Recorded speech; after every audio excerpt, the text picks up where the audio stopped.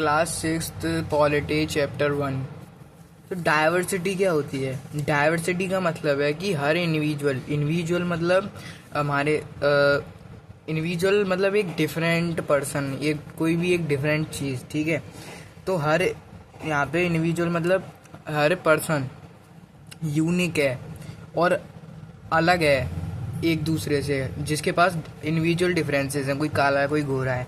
ये differences personal qualities की वजह से हो सकती हैं, फिजिकल फीचर्स की वजह से हो सकती हैं, सोशल या इकोनॉमिक बैकग्राउंड की वजह से हो सकती हैं, या फिर कल्चरल फैक्टर्स की वजह से भी हो सकती हैं।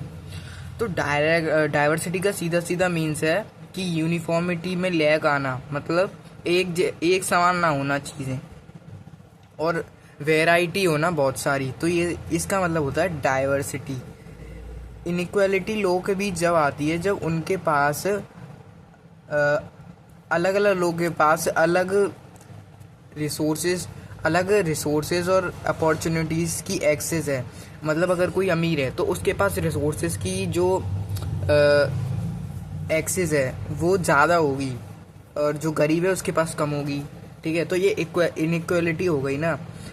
तो कास्ट सिस्टम, रिलीजन और एजुकेशन, ये और भी एसेट्रा, तो ये कुछ चीज़ें हैं जो कि सोसाइटी के अंदर इनइक्वालिटी लाने में हेल्प करती हैं। मतलब कास्ट सिस्टम, रिलीजन और एजुकेशन और इकोनॉमिक बैकग्राउंड के आधार पर भी इनइक्वालिटी होती है सोसाइटी के अंदर। तो इंडिया के अंदर डाइवर्सिटी इनसे हम मतलब इंडिया के अंदर डाइवर्सिटी मतलब इंडिया के अंदर इन तरह की डाइवर्सिटी है। लिंग्विस्टिक डाइवर्सिटी मतलब लैंग्वेज के बेसिस पे डाइवर्सिटी, कोई हिंदी बोल रहा है, कोई इंग्लिश बोल रहा है, कोई लोकल लैंग्वेज बोल रहा है। उसके बाद जोग्राफिकल डाइवर्सिटी, कुछ जगह फर्टाइल है, कहीं बैरन है, कहीं स्नो पड़ रही है और कहीं सैंड है जैसे रेगिस्तान। उसके बाद कल्चरल डाइवर्सिटी, अलग अलग लोग अलग अलग कल्चर परफॉर्म कर रहे हैं। उसके बाद डाइवर्सिटी इन फेस्टिवल्स, जो हिंदू है वो दिवाली मनाता है, जो बुद्धिज्म को फॉलो करता है वो बुद्ध पूर्णिमा मनाता है। उसके बाद इकोनॉमिक डाइवर्सिटी, तो आज के इसमें सबसे ज़्यादा दो ही डाइवर्सिटी मेन है, जो कि रिलीजियस और इकोनॉमिक डाइवर्सिटी। कोई गरीब है, कोई पुअर है, कोई मिडिल क्लास है। और रिलीजियस डाइवर्सिटी मतलब कोई हिंदुज़्म को फॉलो करता है, कोई सिखिज़्म को, कोई जैनिज़्म को। तो डाइवर्सिटी बहुत सारे बेसिस पे होती हैं। तो जवाहरलाल नेहरू जी ने एक बुक लिखी थी, द डिस्कवरी ऑफ इंडिया, जिसके अंदर उन्होंने एक टर्म यूज़ किया था, यूनिटी इन डाइवर्सिटी। इस टर्म का मतलब ये था टुगेदरनेस और वननेस से।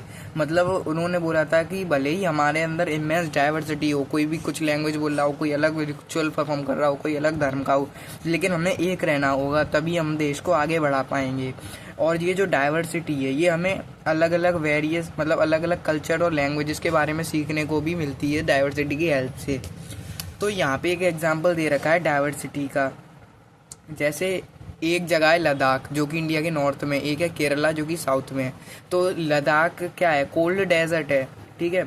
और यहाँ पे एग्रीकल्चर बहुत कम है क्योंकि बारिश भी बहुत कम है, और एक तो ये पूरा स्नो से भरा हुआ है, तो एग्रीकल्चर कहाँ पे करेंगे। तो यहाँ पे जो ड्रिंकिंग वाटर है वो कहाँ से आता है, जो स्नो है ना उसको पिघला के जो पानी बनता है उसी को पीते हैं, तो ऐसे आता है ड्रिंकिंग वाटर। उसके बाद यहाँ पे जो शीप होती हैं वो शीप पश्मीना वूल प्रोड्यूस करती हैं, जिसको बेच के वहाँ के लोग पैसे कमाते हैं। तो वहाँ का ट्रेड वगैरह भी यही है। और वहाँ के जो लोग हैं वो बुद्धिज्म को फॉलो करते हैं, ठीक है। और यहाँ पे एक ट्रेड रूट भी है, ठीक है। ट्रेडर्स आते हैं यहाँ पे, पश्मीना वूल का यहाँ पे ज़्यादा बिजनेस। अब केरला, तो केरला जो है वो एक कोस्टल एरिया है, मैंने आपको भी मैप में भी दिखाया था। ये अटैच्ड है, ठीक है, अरेबियन सी से ये अटैच्ड है। तो ये और यहाँ पे जो बिजनेस होता है वो स्पाइसेस का होता है, ठीक है। स्पाइसेस की ट्रेड होती है, और लद्दाख के अंदर वूल की होती है क्योंकि वहाँ पे शीप मिलती थी।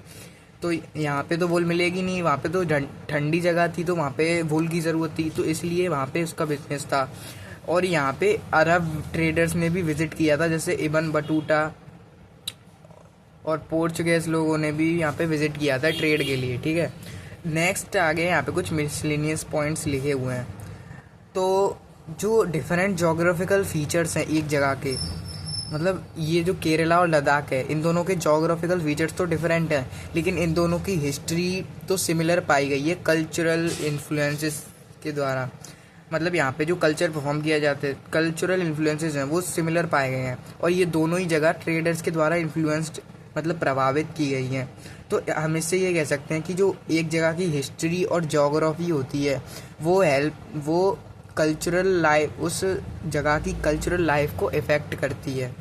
ठीक है, मतलब उस जगह का हिस्ट्री और जोग्राफी कैसा है वो उस जगह का कल्चर बताएगी।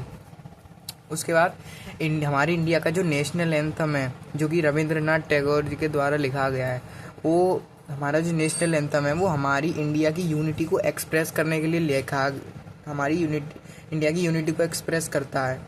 और जो सॉन्ग्स हमारी जब फ्रीडम स्ट्रगल चल रही थी, तो इंडिया हमारी जो फ्रीडम स्ट्रगल चल रही थी तब कुछ सॉन्ग्स बने थे। तो जब हम आज उन सॉन्ग्स को सुनते हैं तो हमें वो इंडिया के रिच ट्रेडिशन का याद दिलाती हैं कि हमारा ट्रेडिशन कैसा हुआ करता था। तो चैप्टर एंड।